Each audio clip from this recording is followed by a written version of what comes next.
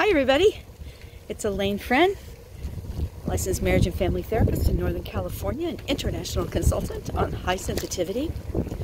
I haven't posted a bike video in a while, so I thought I would. It's evening and the sun is going down, so some places the light's really bright and other places it's all in shadows. Anyway, you might notice that I ended up with a hot pink bicycling vest. It has reflective tape in different places too, and the reason is I was riding with my family through the state park near my community, and it's a pretty narrow 2-lane road.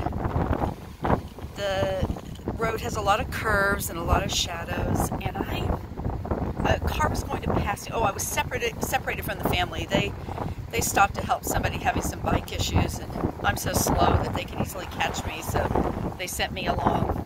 They also have neon yellow gloves on now.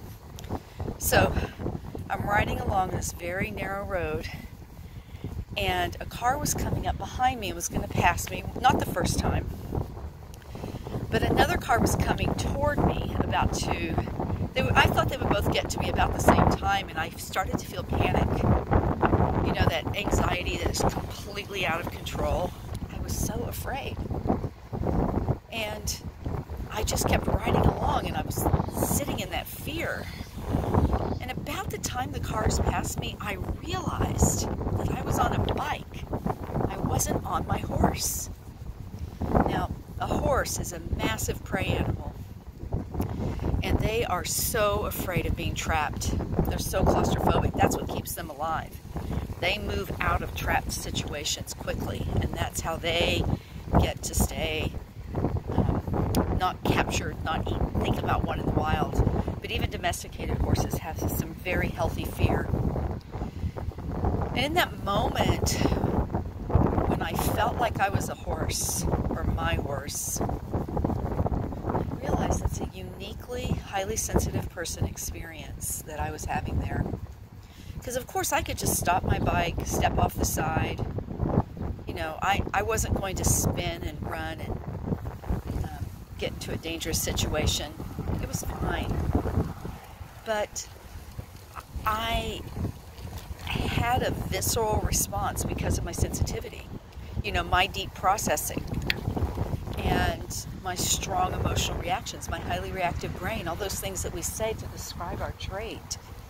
So if you're highly sensitive, or you know someone who's highly sensitive, or love someone who's highly sensitive, it's a great way to think about it.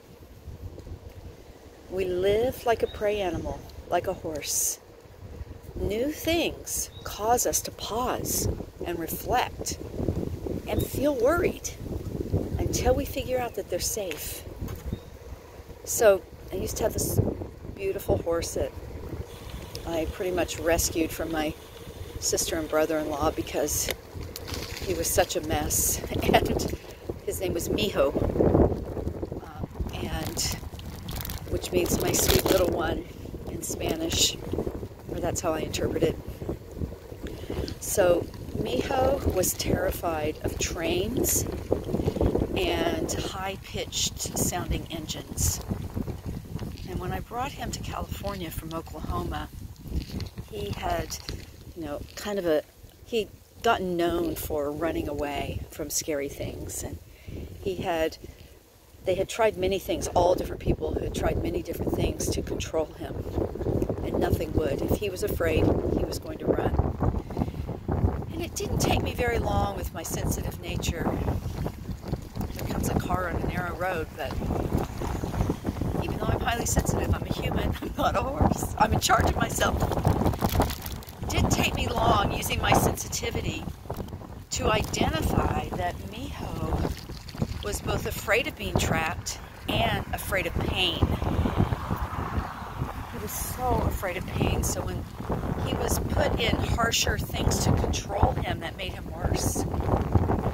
So what I did with him was I came out here in this very stretch of road I'm riding on right now. We have kind of a wide shoulder on one side, and this is San Geronimo Valley Drive, and it goes behind the ranch where Mijo lived at the time.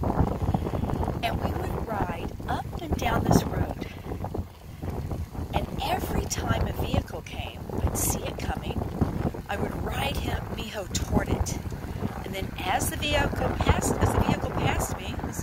about to, we would turn around and chase it.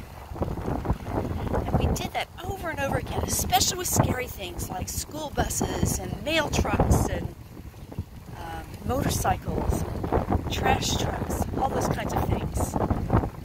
And after a while, Miho had become accustomed to the scary things and to managing his processing so that he could think about it and it wasn't new and scary anymore. Well, if you're working with a sensitive child or your own sensitivity, I want to say that this is a really great way to train, to really show yourself or the child that they can manage these situations in small doses. So how can you reframe, rethink, reevaluate new stimuli and scary things so that they